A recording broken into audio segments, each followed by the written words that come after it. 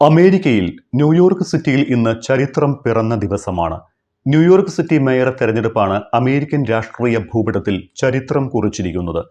New York city mayor തെരഞ്ഞെടുപ്പിൽ democratic സ്ഥാനാർത്ഥി Zohran Mamdani വിജയിച്ചിരിക്കുന്നു. ഇതാണ് ഏറ്റവും പുതിയ വാർത്ത. എന്താണ് മംദാനിയുടെ വിജയത്തിലെ വാർത്ത എന്ന് ചോദിച്ചാൽ, മംദാനി വിജയത്തിന്റെ ഓരോ ഘടകവും വാർത്തയാണ് എന്നത് തന്നെയാണ് അതിന്റെ ഉത്തരം. ന്യൂയോർക്കിന്റെ ചരിത്രത്തിലെ ഏറ്റവും പ്രായം കുറഞ്ഞ മേയറാണ് 34-കാരനായ മംദാനി. ന്യൂയോർക്കിന്റെ ആദ്യത്തെ മുസ്ലിം, ആഫ്രിക്കയിൽ ജനിച്ച ഇന്ത്യൻ വംശജനായ ആദ്യത്തെ അമേരിക്കൻ മേയർ എന്ന പദവിയും ഇനി മംദാനിക്ക് സ്വന്തം. അതിലുപരി മംദാനിയുടെ ചരിത്ര വിജയം പ്രസിഡന്റ് ഡൊണാൾഡ് ട്രംപിനേറ്റ കനത്ത തിരിച്ചടിയാണ് എന്നതും വിജയത്തിന് തിളക്കമേറ്റുന്നു. സൊഹ്റാൻ മംദാനി എന്ന പരമ്പരാഗത രാഷ്ട്രീയക്കാരനല്ലാത്തയാളുടെ രാഷ്ട്രീയ വിജയം ഏറെ പ്രതിസന്ധികൾ നിറഞ്ഞതായിരുന്നു. അതുതന്നെയാണ് മംദാനിയുടെ വിജയത്തെ ശ്രദ്ധേയമാക്കുന്നത്. കഴിഞ്ഞ വർഷമാണ് മംദാനി തെരഞ്ഞെടുപ്പ് രാഷ്ട്രീയത്തിലേക്ക് ഇറങ്ങിയത്. കാര്യമായ അംഗീകാരങ്ങളില്ലാതെ, പണമില്ലാതെ, ഏതെങ്കിലും കരുത്തരായ പാർട്ടിയുടെ പിന്തുണയില്ലാതെ സ്വന്തം ആശയങ്ങളും നിലപാടുകളുമായി മംദാനി രാഷ്ട്രീയത്തിലേക്ക് ഇറങ്ങി. തന്റെ നിലപാടുകളിലൂടെ, ആശയങ്ങളിലൂടെ, ആദർശങ്ങളിലൂടെ അദ്ദേഹം സ്വയം തന്നെ ഒരു സോഷ്യൽ ഡെമോക്രാറ്റിക് എന്ന് വിളിച്ചു. ഡെമോക്രാറ്റിക് പാർട്ടിയിലെ ഇടതുപക്ഷം ഏറെക്കാലമായി അന്വേഷിച്ചു നടന്ന ഒരു രാഷ്ട്രീയക്കാരൻ മംദാനിയുടെ ഉള്ളിലുണ്ടായിരുന്നു. അങ്ങനെ ഇടത് ചിന്തകളുമായി മംദാനി ന്യൂയോർക്ക് സിറ്റിയുടെ ഹൃദയത്തിലേക്കും അതുവഴി ന്യൂയോർക്കിന്റെ മേയർ കസേരയിലേക്കും കയറിയിരിക്കുകയാണ്. അമേരിക്കൻ പ്രസിഡന്റ് ഡൊണാൾഡ് ട്രംപിന്റെ നിലപാടുകൾക്കും തീരുമാനങ്ങൾക്കുമേറ്റ കനത്ത തിരിച്ചടിയാണ് മംദാനിയുടെ വിജയം. 2 പേരായിരുന്നു മംദാനിക്ക് എതിരാളികൾ, അതും ശക്തർ. റിപ്പബ്ലിക്കൻ പാർട്ടിയുടെ ഔദ്യോഗിക സ്ഥാനാർത്ഥിയായി കർട്ടിസ് സ്ലീവ മത്സരിക്കുമ്പോൾ തന്നെ ഡൊണാൾഡ് ട്രംപിന്റെ പിന്തുണ ആൻഡ്രൂ കോമോക്കായിരുന്നു. സ്വന്തം പാർട്ടിയുടെ ഔദ്യോഗിക സ്ഥാനാർത്ഥി ഉള്ളപ്പോൾ തന്നെ ബലാത്സംഗ കേസിൽ ഉൾപ്പെട്ട മുൻ ഗവർണർ കോമോയെ ട്രംപ് പിന്തുണച്ചത് വലിയ വിവാദമായി. എന്നാൽ തെരഞ്ഞെടുപ്പിന്റെ ഓരോ ഘട്ടത്തിലും മംദാനി ശക്തി തെളിയിച്ചുകൊണ്ടിരുന്നു. അഭിപ്രായ സർവേകളിലും എപ്പോഴും മംദാനിക്കായിരുന്നു മുൻതൂക്കം. അങ്ങനെ പുതുതലമുറയുടെ പ്രതിനിധിയായി ചെറുപ്പക്കാരനും സുമുഖനുമായ മംദാനി മേയർ കസേരയിലേക്ക് ആനയിക്കപ്പെട്ടു. ന്യൂയോർക്ക് സിറ്റിയുടെ ചരിത്രത്തിലെ തന്നെ ഏറ്റവും പ്രായം കുറഞ്ഞ മേയറായി. ന്യൂയോർക്കിന്റെ ആദ്യത്തെ മുസ്ലിം മേയറും ആദ്യത്തെ ദക്ഷിണേന്ത്യൻ ഇന്ത്യൻ വംശനായ മേയറുമാണ് മംദാനി. ഇന്ത്യൻ അമേരിക്കൻ ചലച്ചിത്ര സംവിധായിക മീര നായരുടെയും കൊളംബിയ സർവകലാശാല അധ്യാപകനും ഇന്ത്യൻ വംശജനുമായ മഹ്മൂദ് മംദാനിയുടെ മകനുമാണ് സൊഹ്റാൻ മംദാനി.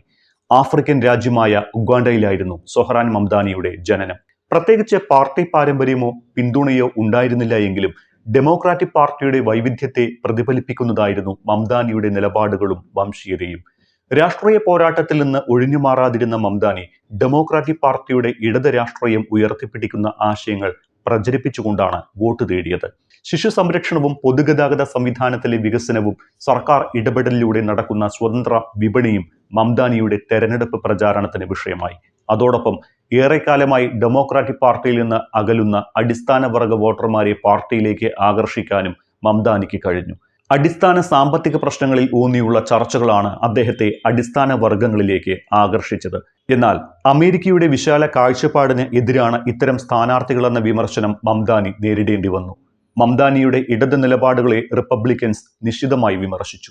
എന്നിട്ടും അന്തിമ വിജയം ഇടതുപക്ഷക്കാരനെന്ന് അവർ വിളിച്ച മംദാനിക്കൊപ്പമായിരുന്നു. മംദാനിയെ അമേരിക്കൻ പ്രസിഡന്റ് ഡൊണാൾഡ് ട്രംപ് ശക്തമായി എതിർത്തിരുന്നു. മംദാനിയെ മേയറായി തെരഞ്ഞെടുത്താൽ സാമ്പത്തികമായും സാമൂഹികമായും ന്യൂയോർക്ക് സമ്പൂർണ്ണ ദുരന്തത്തിലാകുമെന്നായിരുന്നു ട്രംപിന്റെ പ്രചാരണം. മംദാനി കമ്മ്യൂണിസ്റ്റുകാരനാണ് എന്നും അയാൾ വിജയിച്ചാൽ നാമമാത്രമായ ഫെഡറൽ സഹായധനമേ ന്യൂയോർക്കിന് നൽകൂവെന്നും ട്രംപ് മുന്നറിയിപ്പ് നൽകി. സ്വതന്ത്ര സ്ഥാനാർത്ഥിയായ മുൻ ഗവർണർ ആൻഡ്രൂ കോമോയെ വിജയിപ്പിക്കണമെന്നും ട്രംപ് ജനങ്ങളോട് ആഹ്വാനം ചെയ്തിരുന്നു.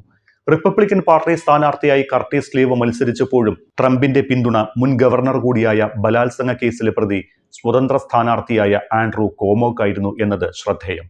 ട്രംപ് പിന്തുണച്ചിട്ട് പോലും കോമോയും കർട്ടിസ് സ്ലീവും ബഹുദൂരം പിന്നിലായി പോയി എന്നതാണ് പരമമായ സത്യം. കോമോയുടെയും സ്ലീവിന്റെയും തോൽവിക്ക് പിന്നാലെ ട്രംപ് നടത്തിയ പ്രസ്താവനയും ഏറെ കൗതുകകരമാണ്. തന്റെ പേര് ബാലറ്റിൽ ഇല്ലാതിരുന്നതും US അടച്ചുപൂട്ടലുമാണ് പരാജയത്തിന് കാരണമായത് എന്നാണ് ട്രംപ് പറയുന്നത്.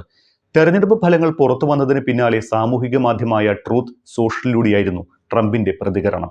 ന്യൂയോർക്കിന് പുറമെ വിർജീനിയയിലും ന്യൂജേഴ്സിയിലും ട്രംപിന്റെ റിപ്പബ്ലിക്കൻ പാർട്ടിക്ക് കനത്ത തിരിച്ചടി നേരിട്ടു. വിർജീനിയയുടെ ചരിത്രത്തിൽ ആദ്യ വനിതാ ഗവർണറായി ഡെമോക്രാറ്റിക് സ്ഥാനാർത്ഥി അബിഗെയിൽ സ്പാൻബെർഗർ തെരഞ്ഞെടുക്കപ്പെട്ടപ്പോൾ ന്യൂജേഴ്സിയിൽ മിക്കി ഷെറിൽ ഗവർണറായി തെരഞ്ഞെടുക്കപ്പെട്ടു. വിർജീനിയയിൽ റിപ്പബ്ലിക്കൻ പാർട്ടിയുടെ വിൻസം എയർലി സിയേഴ്സിനെയാണ് അബിഗെയിൽ പരാജയപ്പെടുത്തിയത്. ന്യൂജേഴ്സിയിൽ റിപ്പബ്ലിക്കൻ സ്ഥാനാർത്ഥി ജാക്ക് സിയാറ്റെല്ലിയായിരുന്നു മിക്കി ഷെറിലിന് എതിരാളി.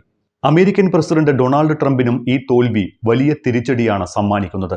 ന്യൂയോർക്കിലും വിർജീനിയയിലും ന്യൂജേഴ്സിയിലുമെല്ലാം ഡെമോക്രാറ്റിക് പാർട്ടിയുടെ വിജയം ട്രംപിനേറ്റ കനത്ത തിരിച്ചടി തന്നെയാണ്. ഡൊണാൾഡ് ട്രംപ് വീണ്ടും അമേരിക്കൻ പ്രസിഡന്റായതിനു ശേഷം രാജ്യത്ത് നടന്ന പ്രധാന 3 തെരഞ്ഞെടുപ്പുകളായിരുന്നു ന്യൂയോർക്ക് സിറ്റിയും വിർജീനിയയും ന്യൂജേഴ്സിയിലും നടന്നത്. ഈ 3 സുപ്രധാന തെരഞ്ഞെടുപ്പുകളിലാണ് റിപ്പബ്ലിക്കൻ പാർട്ടിക്ക് കനത്ത പരാജയം ഏറ്റുവാങ്ങേണ്ടി വന്നത്. അടുത്ത വർഷം US കോൺഗ്രസിലേക്കുള്ള ഇടക്കാല തെരഞ്ഞെടുപ്പ് നടക്കാനിരിക്കെ ഡെമോക്രാറ്റിക് പാർട്ടിക്ക് ഈ 3 വിജയങ്ങളും വലിയ ആത്മവിശ്വാസമാണ് സമ്മാനിക്കുന്നത്.